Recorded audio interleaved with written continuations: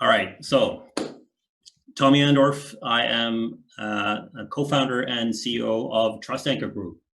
So we focus on providing smart payments and optimizing connectivity for clients in a large variety of verticals that are focusing on digitalization of their business. We are founded in 2018, and we talk to clients in their early stages, I would say, of their digitalization journey. And regardless of whether they're online or offline, today they sort of move along the 5-step journey that we interact with them on. And they face a lot of problems, but primarily we focus on 3 things. The lack of identity harmonization, I would say, identity across different domains such as companies, services, individuals, and in our case also sensors and infrastructure. Also the limited monetization support and the fact that a lot of investments are going into optimization and insights and data-driven decisions, but it's very hard today to sort of optimize monetization of your existing hardware and infrastructure. And also the fact that in order to create a really sort of interconnected ecosystem, you really need to make sure that open networks can work seamlessly together with closed network, which is sort of the de facto standard today to create resilience and security. So we've developed a platform, an operating system that takes care of identity harmonization, strong security. That means that you can connect open and secure networks together and have services seamlessly across them. And also smart payments as a service to monetize your existing infrastructure and new infrastructure in that. So the market for a lot of our verticals have been measured in many ways, and there are big numbers floating around in all of these markets. Where we see most traction right now in the IoT market, in addition to the digital payments market, is really the IoT payment market where we operate most. So the measurements here are done mostly on in-car payment systems and sort of mobility systems. And we think that with our technology, we can enable anything that's connected or that can be connected to interoperate and to communicate with each other and hence create value in new payment streams.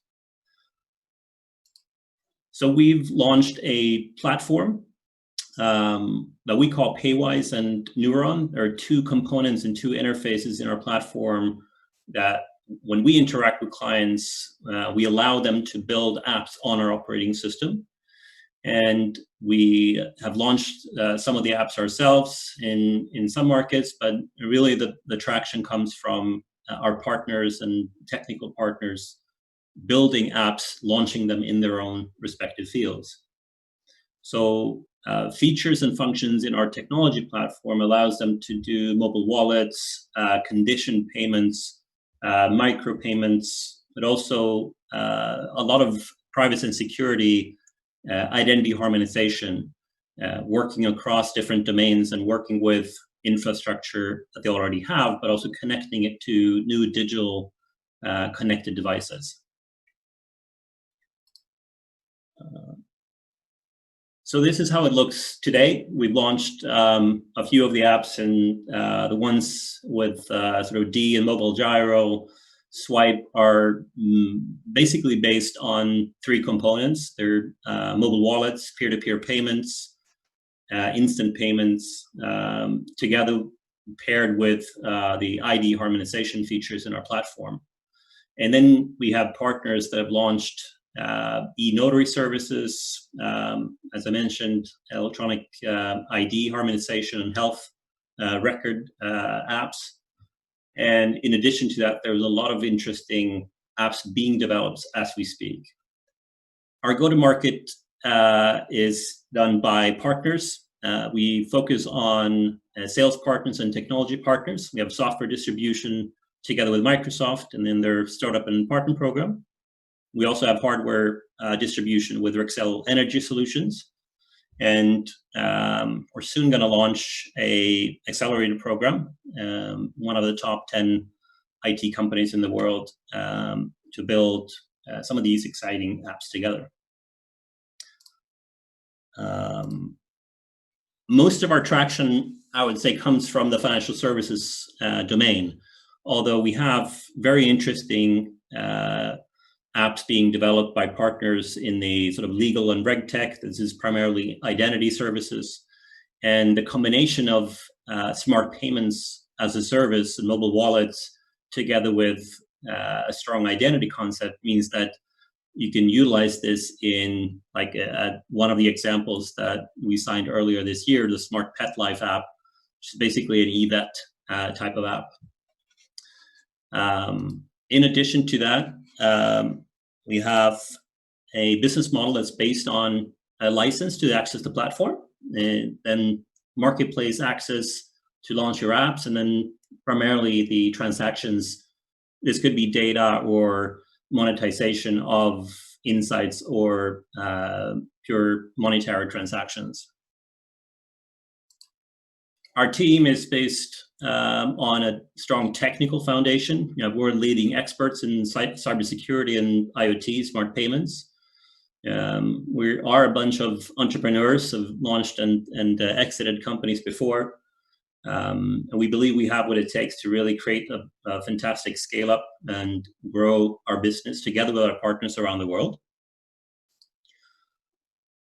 Trustanchorgroup, we optimize connectivity and smart payments, and we believe we can take this to create a new world together with our clients. Thank you. Thanks, Tommy. Maybe can we just peel back the onion a little bit here? Can you walk Philippe and I through an actual use case of a specific customer so we Sure. actually understand sort of, beginning to end what's actually happening here? Yes. And where are you finding your niche? I mean, it feels like you've got a Swiss Army knife, so to speak, and do an awful lot of stuff here. So where are you getting your initial and early traction? So I think what's important to emphasize, and thank you for the question, that we typically don't do any of these apps ourselves. As I mentioned, we launched a few apps ourselves, but mostly in the beginning to sort of show the value we can provide. So these sort of 5 apps that are launched in the bigger hexagon, they are our own. And then we have the eNotary, Health, and InterEdge. That's a gateway product that translates protocols in IoT. All of those are sort of partner apps that are built by other people on our platforms. It's really an operating system that enables others to build apps on top of it, not ourselves. That's hence the different verticals that we're operating in as well. Specific example, one thing, just highlighting autopay as an example. It's something that we're building right now. Is super interesting. This is an in-car logic that we build in a wallet into a car that understands payment rules parking rules for different regions, so they can automate payment and make sure that you don't get fines.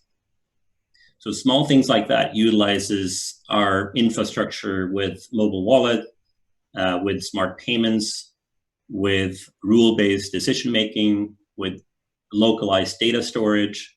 All those features are sort of standard out of the box from our platform that they can utilize to build that app. And do you have an OEM relationship with one of the major in-car software producers that's using the technology today, or at least in beta? That's something that is in alpha today with us. One of the things that we're working on is getting that out to a major car brand throughout this year.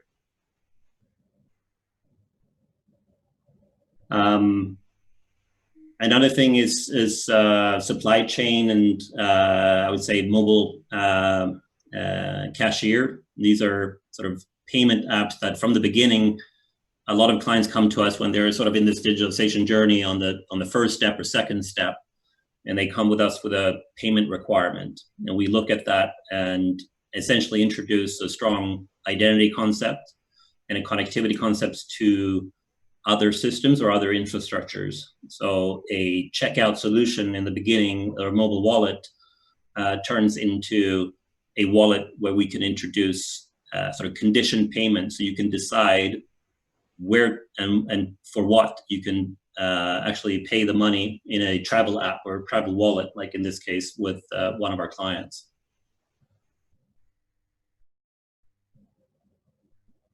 Okay, thanks. Can you, I see several ways you can make money out of this, but could you go a bit more into your business model and how you generate a cash flow from all this?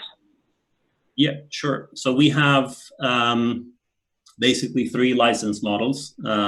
We have the sort of open license. We have a Smart Life app that is used for testing, for education, for startups up to a certain level of revenue, where they can test and utilize it for free. And then the direct commercial model is basically license to use our full platform, depending on the modules they utilize. And then we have a partner license, and that includes a sort of a reseller option that most of our clients or partners that was mentioned on the map utilizes today. So they pay a license fee in the bottom, and then we have a revenue share model on the apps and the transactions that are linked to their products in their market.